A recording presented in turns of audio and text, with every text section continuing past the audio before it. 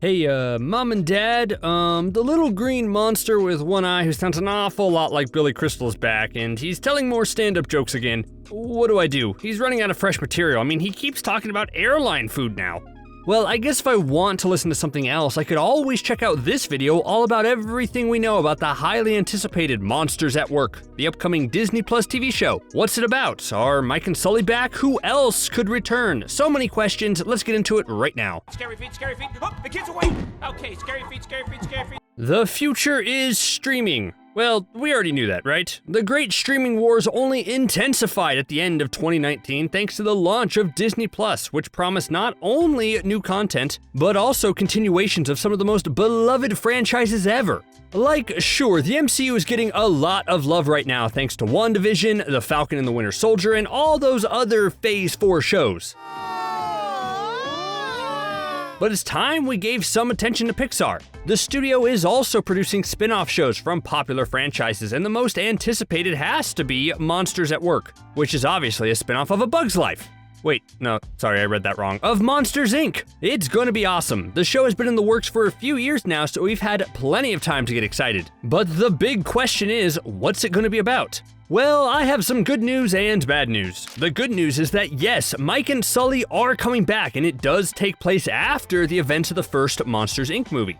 But the bad news is that the duo are not going to be the main characters. They're more side characters as the show works to build out the Monsters world. The show instead centers around a new monster called Tylor Tuskmon, who starts the series in a bit of a pickle. He graduated the top of his class at Monsters University as a top scarer and is excited to continue to frighten children everywhere. But of course things change. The series picks up the day after the factory started to harvest laughter instead of screams, which is great because laughter is more powerful. But Tylor isn't that funny. Now, like a lot of kids leaving college, Tylor is suddenly faced with a crisis as he is now totally unprepared for the workforce. Sorry, just projecting a little bit. He works as a mechanic now for the facilities team, but of course dreams of working alongside his heroes, Mike and Sulley. Ben Feldman of Superstore fame is voicing Tylor, and he's not the only new monster roaming around the new and improved factory. I mean, it's called Monsters at Work. Of course, there are a lot of monsters.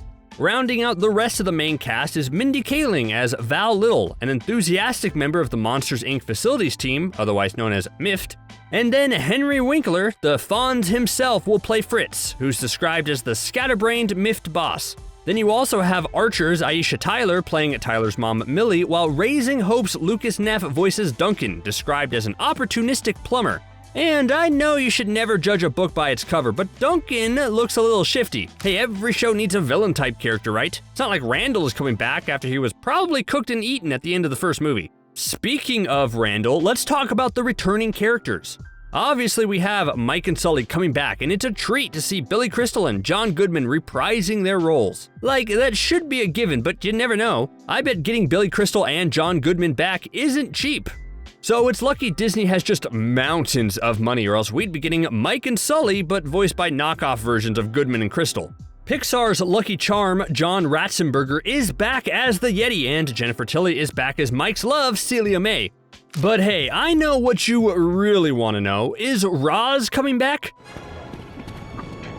Hello, boys. The standout from the first movie might be too busy, you know, acting as number one for the CDA, and there probably won't be a lot of children running around. But fear not. It looks like the show has found a clever workaround for that by casting the same voice actor, Bob Peterson, as Rose, Roz's twin sister. So be ready for more questions about paperwork.